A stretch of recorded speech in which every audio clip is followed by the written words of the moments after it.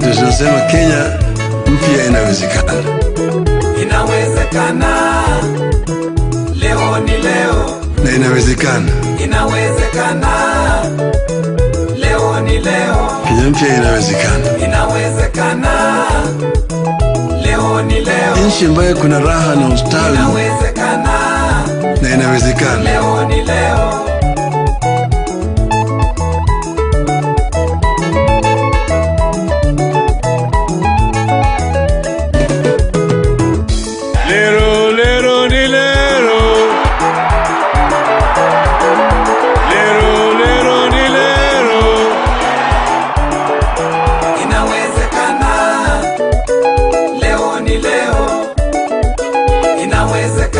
Ndoto yao ambayo walisema Mungu bariki nchi yetu ya Kenya. Inawezekana. Haki iwe ngao na mlinzi. Leo ni leo. Tukae na undugu. Inawezekana. Amani na uhuru. Leo ni leo. Raha. Inawezekana. Tupate na ustawi. Leo ni leo. Na inawezekana. Inawezekana. Leo ni leo.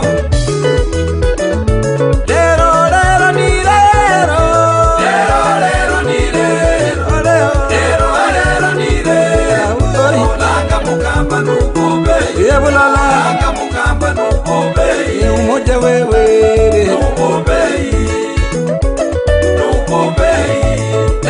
Leo ni leo. Leo ni leo. Leo ni leo. Asemaye kesho ni muwango. Asemaye kesho ni muwango. Mama. Ni muwango. Ni muwango.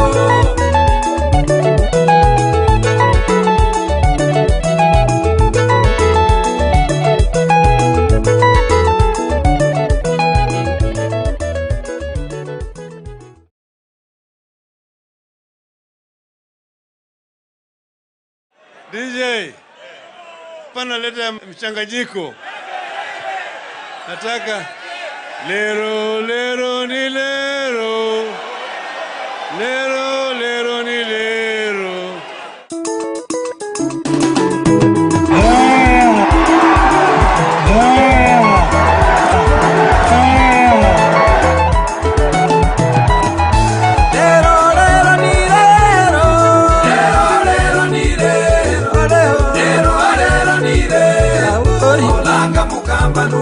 Langa mukamba nubobei. Umoja wewe. Nubobei.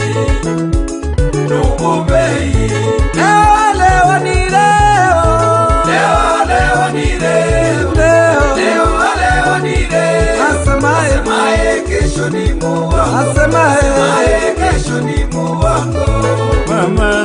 Ni muwango. Ni muwango. Tunasema Kenya mpya inawezekana. Inawezekana. Leo ni leo. Na inawezekana. Inawezekana. Leo ni leo. Kenya mpya inawezekana. Inawezekana. Leo ni leo. Nchi ambayo kuna raha na ustawi. Inawezekana. Na inawezekana. Leo ni leo.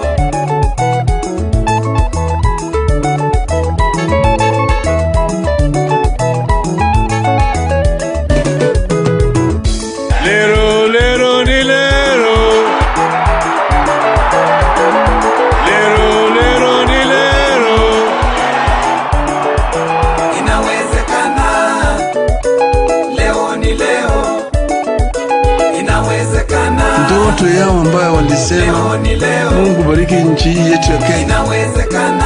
Haki iwe ngao na mlinzi. Leo ni leo. Tukae na undugu. Inawezekana. Amani na uhuru. Leo ni leo. Raha. Inawezekana. Tupate na ustawi. Leo ni leo. Na inawezekana. Inawezekana. Leo ni leo.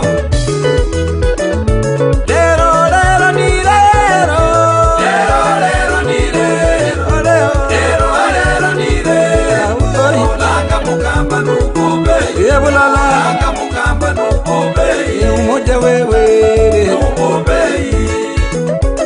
Nubobei. Leo ni leo. Leo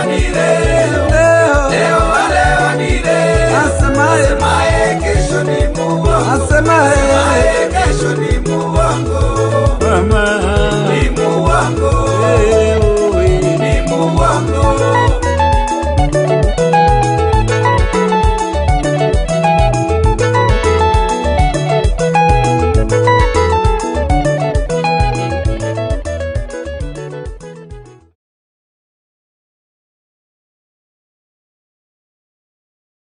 DJ, pana leta mchanganyiko.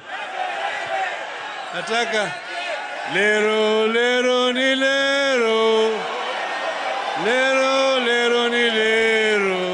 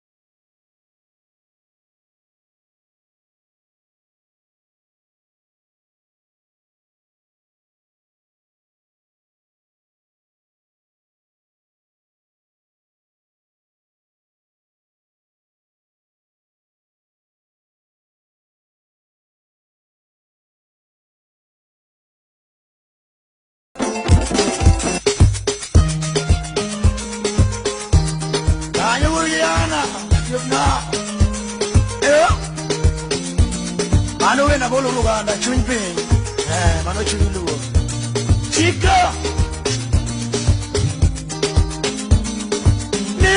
no nyanga huyo suba na kwa lako pena jack na toma jawaya where we na bolo tinga poko na nwa bifemo Raila poko na nwa bifemo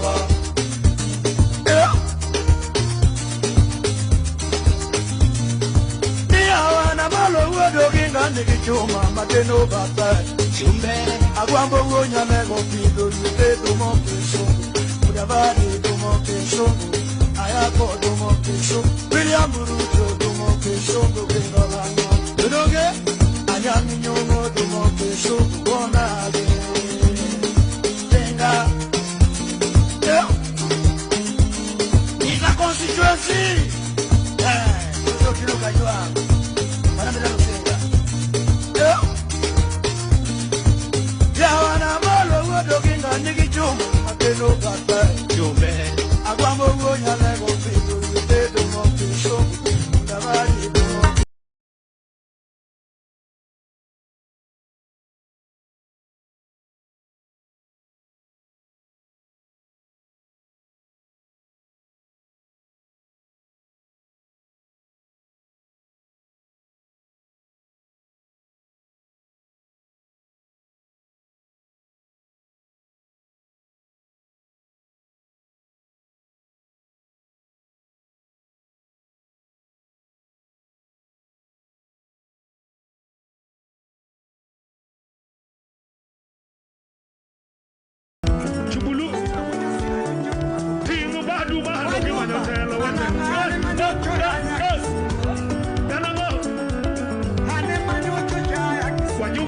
Kisumu pero vamos watero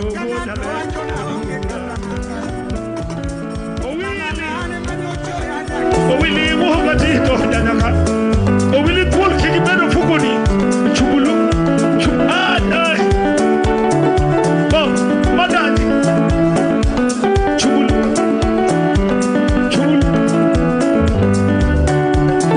apejo nyaka chito unakanye wate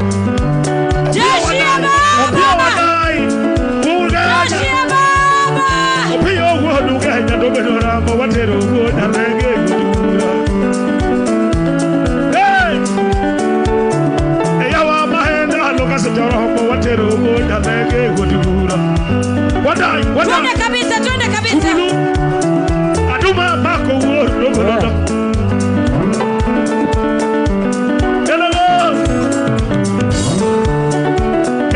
Nakashi as a Joroho, what?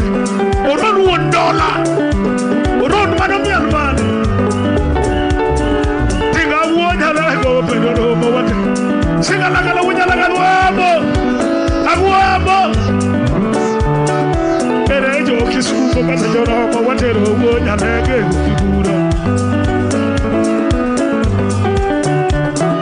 RUTO dog and I last a Joroho, what a wood. Hey!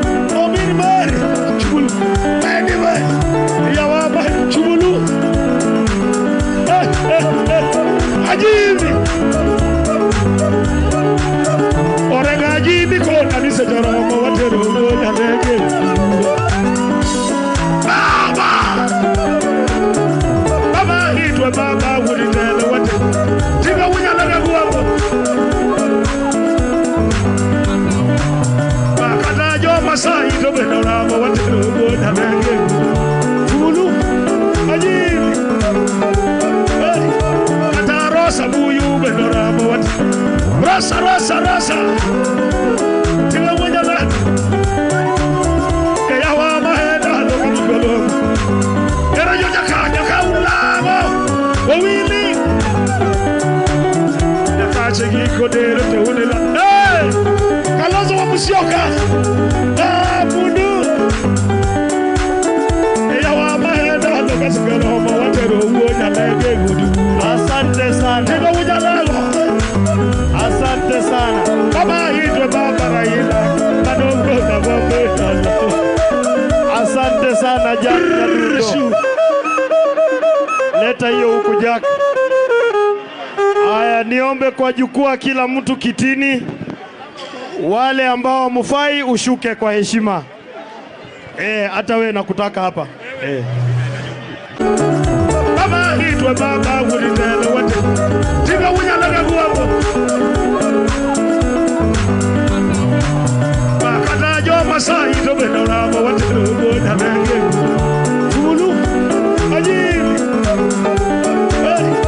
ata rosa buyu beno ramo wat rasa tinga moja na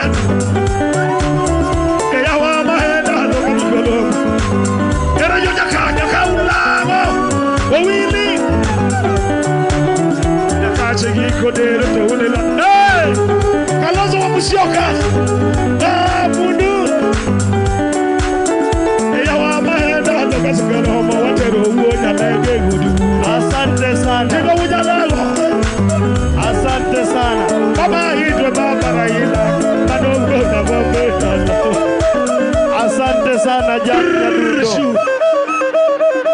Leta hiyo huku Jack. Haya, niombe kwa jukwaa kila mtu kitini. Wale ambao mufai ushuke kwa heshima. Hata wewe nakutaka hapa. Shika hapa. Jack pitia hapa Jack. Drogba nisaidie uteremkie hapa. Kila mtu keti kwanza. Baba, jeshi ya baba. Baba, sini wa baba. Baba, jeshi ya baba. Baba. Lero ni lero.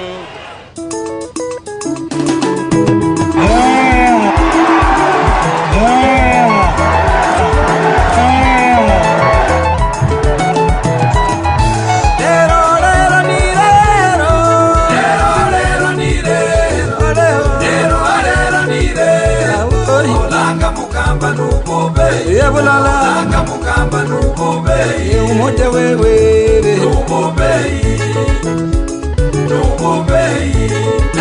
leo ni leo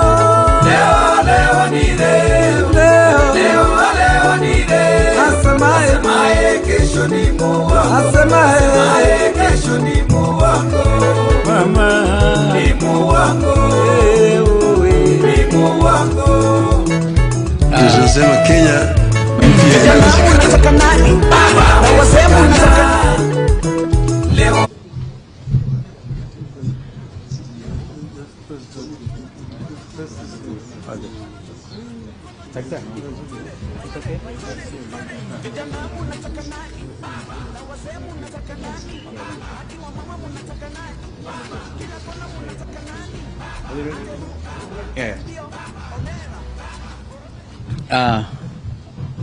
Ladies and gentlemen, happy Labor Day.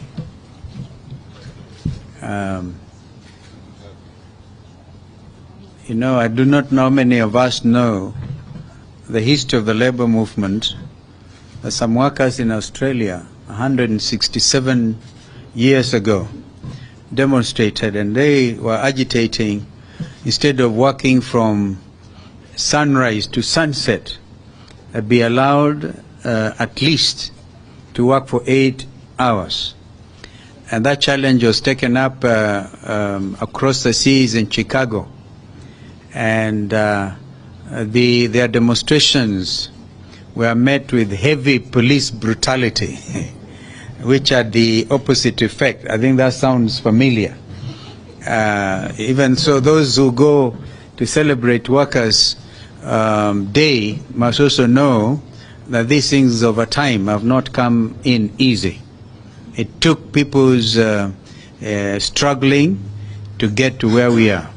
Until then, in American society at that time, 167 years ago, the issue was between capital and labor.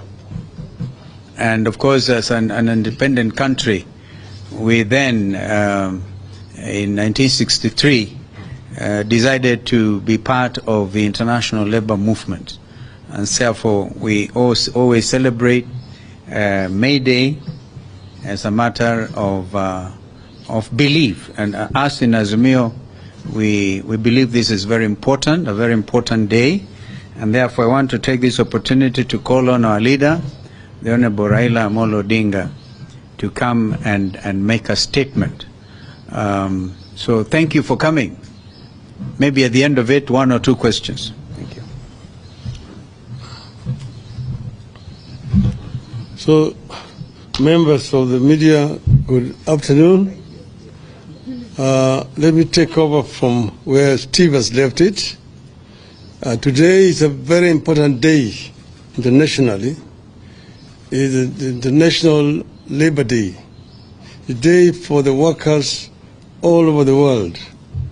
It's a day when workers commemorate the struggle that they have waged over the years to improve the working and living conditions of the people. And today is taking place against a background of serious distress among the workers of Kenya. But I want to take this opportunity to congratulate all our workers for their resilience and their endurance. And I just want to urge them to continue to unite, because I think it was Karl Marx who once said, the workers of the world, unite. You have nothing to lose but your chains. So one would have expected today that workers would have gotten something. Unfortunately, nothing has happened to the workers, basically because of the lack of concern with those who at the moment have the responsibility to manage affairs of our country. We have a statement to make today, and this is on 2 subjects that we are addressing. This statement is on Shakahola massacre and protest rallies. We called you here today to make a brief statement on 2 issues. First, the Shakahola cult massacre, and secondly, the protest rallies planned for tomorrow. Yesterday, Honorable William RUTO announced plans to set up a judicial commission of inquiry to probe the Shakahola cult deaths. The regime also declared war on our protest activities planned for tomorrow, and they have repeated it today. RUTO's announcement on Shakahola underscores part of the problem we are facing as a country with the Kenya Kwanza regime. RUTO knows, or RUTO does not seem to know, that the concept of a judicial commission of inquiry appointed by a president is unconstitutional in Kenya since the year 2010. Under the 2010 Constitution and its entrenchment of separation of powers, the exercise of judicial power is only as provided under Article 1 and Chapter 10, which provides as follows, and I quote, 1. The people have delegated their sovereignty of judicial power to only the judiciary and the independent tribunals established under the Constitution. 2. Only Parliament can establish a subordinate court or an independent tribunal through an act of Parliament. 3. Only Parliament can determine the jurisdiction and functions of a court or independent tribunal. 4. It is also now the law, as determined by our courts, that only the Judicial Service Commission can determine who would be employed to serve in such a tribunal. 5. Indeed, Section 13 of the Commissions of Inquiry Act is very clear that an inquiry shall be deemed to be a judicial proceeding. This makes it an absolute preserve of the judiciary under our Constitution. A president, unlike the past, no longer has power to make any decision on the constitution of a court or an independent tribunal, nor who sits in judgment in such a court or independent tribunal. Yet again, Mr. RUTO is trying to undermine and overthrow the Constitution. We wish to state as follows. 1. In the matter of Shakahola and the growth of cult activities in the nation, Mr. RUTO is as much a suspect as is all the cult pastors from Shakahola and beyond. He owes the people of Kenya an explanation before he purports to be trying to solve the problem. 2. The so-called pastors are the people who set up the so-called sanctuary at RUTO's former official residence in Karen as the deputy president. They did not stop there. These so-called pastors proceeded to deliver prophecies and promise miracles about how RUTO would perform as a president. 3. These cultic pastors were among the people who supposedly sanctified State House when RUTO arrived there, pretending to be holier than every other Kenyan. They proceeded to prophesy how great his regime would be. 4. These so-called pastors have organized mega prayer rallies attended by so-called prayer warriors that include Mr. RUTO, Mr. Rigathi Gachagua, and their spouses, supposedly to sanctify the land. They ended up defiling the land. 5. These so-called pastors aided the introduction of mandatory fasting that started in 2015 at the DP's residence in Karen, and which have been carried over to State House, where everyone is compelled to fast every Wednesday, regardless of their faith, effectively making State House essentially a Shakahola annex. 6.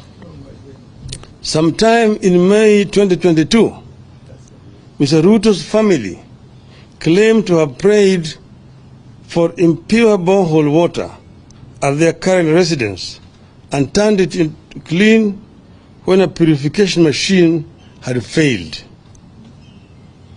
We see no difference between this claim and the outrageous ones made by cult pastors, like performing fake miracles and extorting money from believers with the calls like tuma mbegu ya 310 or fast until you meet Christ. 7. The cult leaders are behind the decision by RUTO to establish a faith diplomacy office where he has gone ahead to provide a list of 100 members to be recruited into Public Service Commission as intercessors, supposedly to pray for counties and the government. Nobody knows the identity, the qualifications of the so-called intercessors, how they were identified, and where they fit in a government where religion and state are separate entities. 8. RUTO is the leader of the cult movement disguised as Christianity in Kenya. RUTO, Gachagua, and their families must tell Kenyans when and how they knew these cult leaders and what they knew about them. 9. RUTO and Gachagua must tell Kenyans how much these so-called pastors contributed to their 2022 campaign. How many times have the so-called pastors accessed a state house since the start of this regime? 10. As we stated at the start, RUTO must know he has no powers to appoint a judicial commission of inquiry, so that option is out. 11.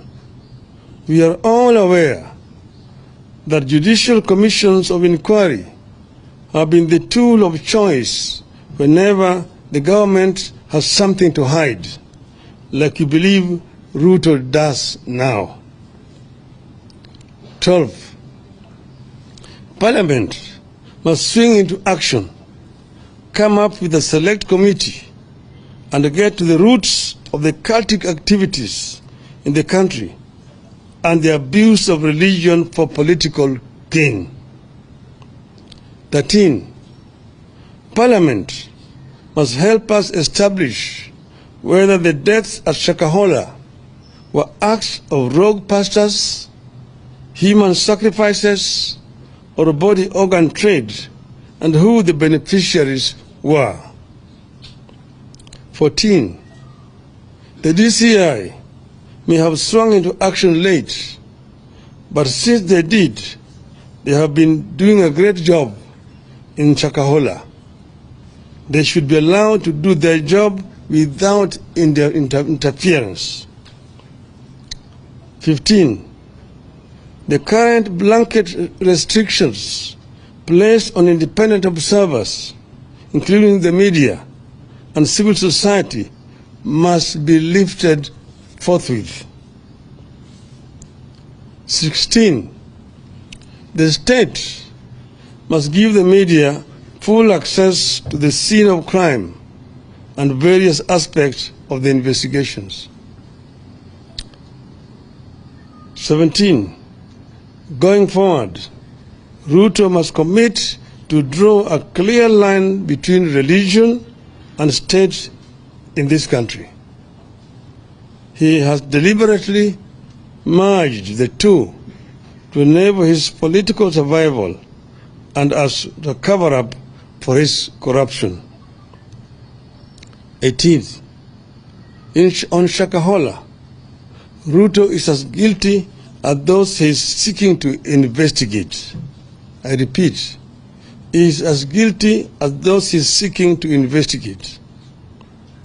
The blood of those children who starved to death crying for a spoon of water is in RUTO's hands. On our planned protest rallies, we confirm that they are on tomorrow, beginning 6 a.m. on the 2nd of May 2023. As we stated yesterday, the Constitution of Kenya, which in Article 37 provides that every person has the right peacefully and unarmed to assemble, to demonstrate, to picket, and to present petitions to public authorities. That has not been suspended. I repeat again, every person has the right peaceably and unarmed to assemble, to demonstrate, to picket, and to present petitions to public authorities. That provision has not been suspended. And our demonstrators tomorrow have been informed, and I repeat here, that tomorrow's demonstrations are going to be peaceful. Nobody is allowed to carry any weapon, and nobody should try to interfere with anybody's private business. We are basically demonstrating to present our petitions to respective authorities. Police cannot decide in advance that there shall be violence, then proceed to ban political activities that are protected by the Constitution. That is the making of a dictatorship. It amounts to a suspension of the Constitution. We will resist. We will resist. As we said yesterday, we shall present a petition to the IEBC, the Office of the President, the National Treasury, and the Public Service Commission. We repeat that the only violence and destruction of property that have taken place during our activities are when the police invade our marches and when Gachagua's hired goons to invade the Kenyatta family farm and stole sheep and cut down trees. Mr. Gachagua and Mr. Kamau Ichung'wah are themselves charged with sending goons to go and invade a farm and also a business premises, and no action has been taken by these police officers against them. It is instructive that to date, nobody has been arrested over that invasion of the farm. Nobody has been arrested over the destruction of Spectre International factory by goons hired by the same Gachagua. The state cannot purport to ban our activities on the grounds that it is protecting public property, while at the same time sponsoring the destruction of property in another corner of the city. So these demonstrations, as I've mentioned, are going to be peaceful demonstrations. Mr. RUTO even today has repeated that they are stand banned, that he's going to protect people's properties. We assure him there's going to be no destruction of people's properties. That is just an excuse. We assure Mr. Gachagua there will be no destruction of people's properties. Our people have been told to be peaceful. They're not even going to go to where people's places are. We're not going to markets. We're not going to shops. We say we are going to assemble at the Central Park in the city of Nairobi and march to the IBC headquarters and present a petition there. March to the office of the President along Uhuru Highway and present a petition. And also go to the Treasury buildings. There are no businesses along those streets. So therefore, nobody should come up with the excuse that they are going to protect people's properties tomorrow. They want to take this country to the dark days when people are not allowed to protest or to march. I invite them to see what's happening in France. Citizens have been demonstrating, buying tires on the streets in France, and they are protected by the police. They've been demonstrating in Europe, in Britain. They've been demonstrating in Israel. They've been demonstrating even in Japan. So we want to tell these people that Kenyans fought very hard to bring this new constitution. We will ensure that the provisions of this constitution are protected. The civil rights of the people of Kenya must be respected by whoever is in the regime, unless they want to impose a kind of civilian dictatorship back on our people. Asanteni sana. End of the statement.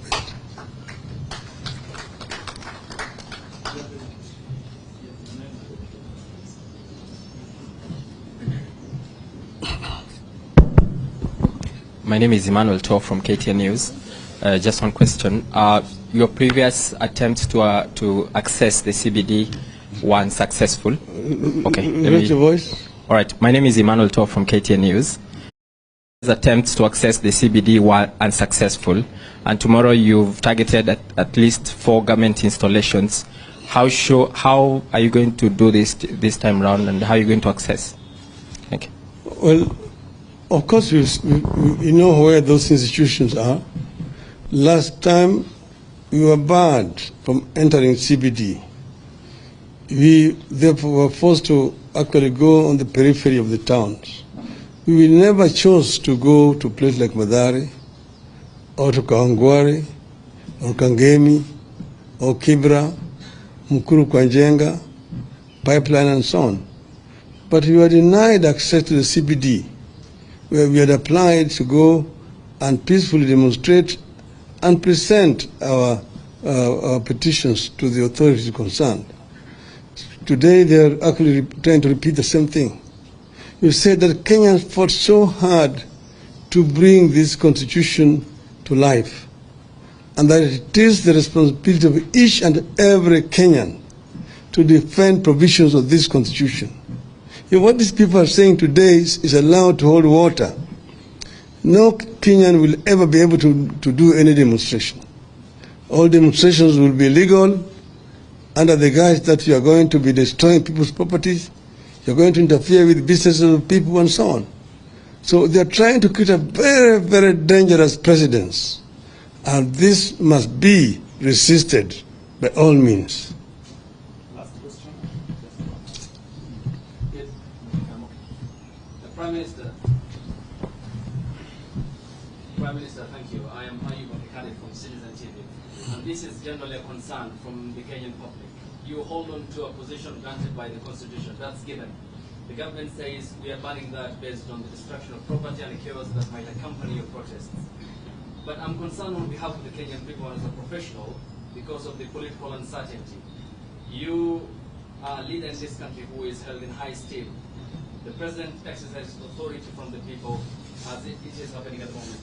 Just when will this uncertainty end? Because look, investments are dipping. The economic crisis in the country is one that Kenyans are unable at the moment to fathom. Investors can't have the heart to invest again in the country, and it's staining our reputation amongst the community of nations. Just when will the political establishment understand the need for sanity and stability for this country to progress? I guess you are addressing the question to the wrong person. You are actually dealing with the victim. And that question should be put squarely to Mr. RUTO and Mr. Gachagua. Because as you see, we ourselves are using the only tool available to us to talk to these people. We even offered to negotiate. We even appointed a team of negotiators. And you saw what they did, despite appointing one of our members as their representative. And they did that on purpose. They did not want to have any negotiations. We have said that we are very ready to engage constructively in negotiations, but they have not shown any good faith in offering to negotiate. At times, they've just been trying to buy time here and there. And that's why we actually resorting to this. This is the only option that's available to us. But for your information also, and for the information of the media generally, we have received very credible information that they are again planning tomorrow to go back to the Jubilee headquarters, to invade Jubilee headquarters with goons, to try to take it over. On the one hand, Mr. RUTO has been saying that he wants to see a strong opposition. That's why they've been saying that they want to create a position of a leader of opposition in parliament. At the same time, he's trying to cannibalize opposition. is moving out to buy out members of parliament from the opposition to reduce the strength of opposition in parliament. He is also trying to take over political parties in the opposition. Jubilee is a member of Azimio coalition, the signatory to the Azimio coalition, and their leadership is not in dispute. Those who try to carry out a coup in Jubilee were told by the courts that they should use internal mechanisms to resolve those problems. And according to the information that we have, Jubilee has actually called NDC, National Delegates Convention. Why don't they wait for that? Why the hurry to try to take over Jubilee by force?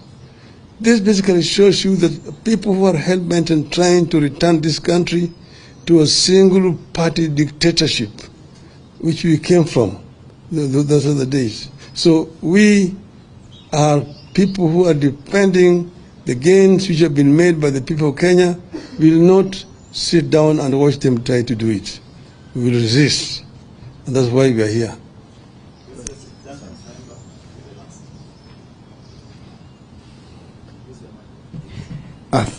Thank you. My name is Duncan Haimba from NTV.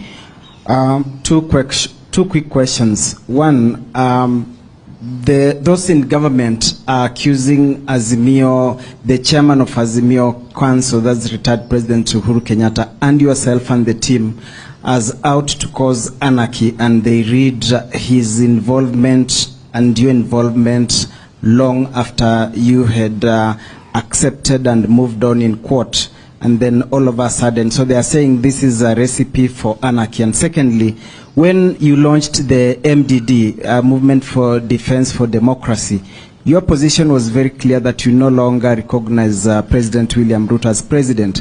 Now, you've said the petition tomorrow among the places will be is to deliver a petition to him. When did the position change that now you recognize him as president? Thank you.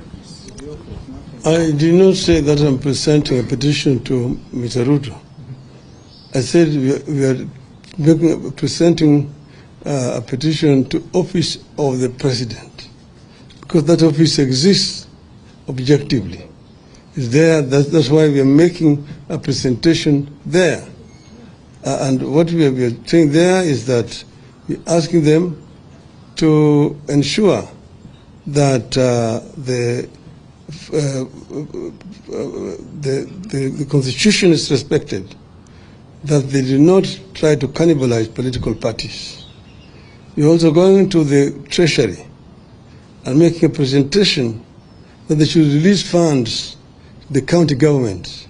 Because as you can see, they are trying to kill devolution by refusing to transfer funds to the county governments.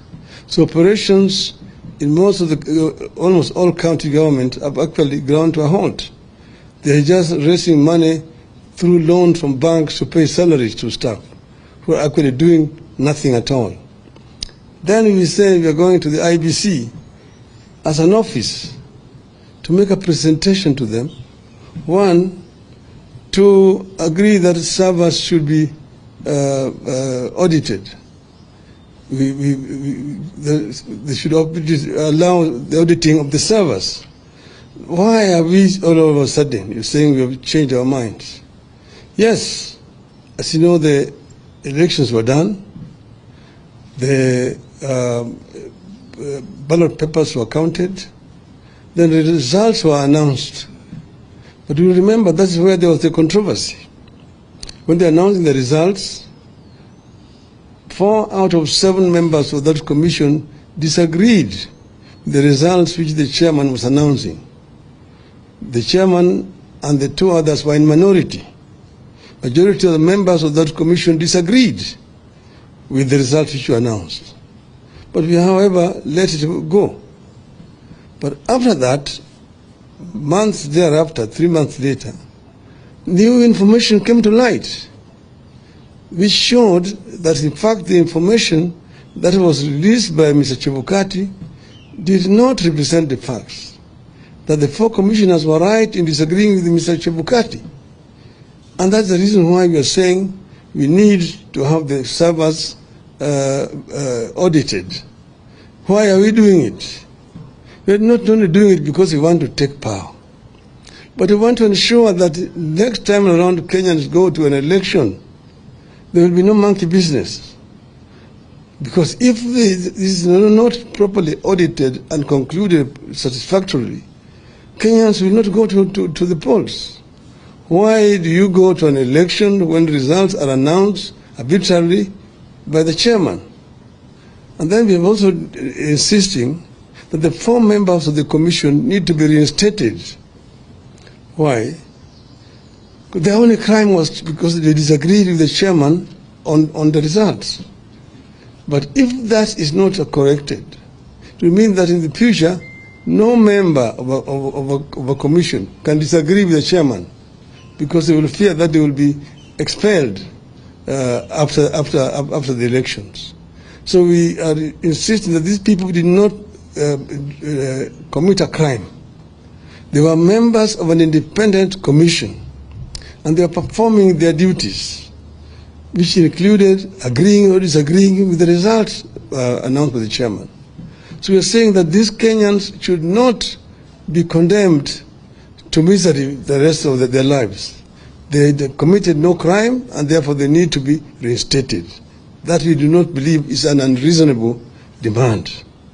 And then we are talking about the cost of living of our people, which is so high and unbearable. You saw even today when the president asked them about the President Odinga, there was a loud disapproval of what he was trying to say. So he lives in another world. Kenyans live in a different world. You say that is also not an unreasonable demand. And then, of course, the issue of transferring funds to the devolved unit is also not an unreasonable demand. And the issue of stopping cannibalization of political parties, respecting political parties, respecting the verdict of the people at the polls, is very crucial to institutionalization of multi-party democracy in our country. So all the demands that we have made are clear and open, and we are ready to sit down with people and discuss over these issues. This is our position as Azimio. Thank you. Thank you.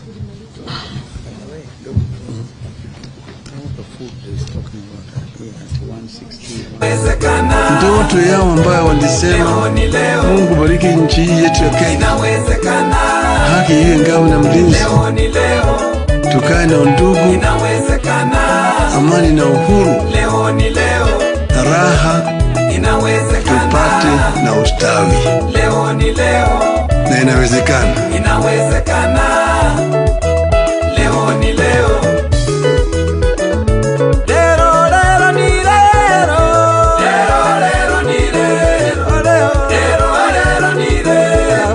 Olanga mukamba nukube.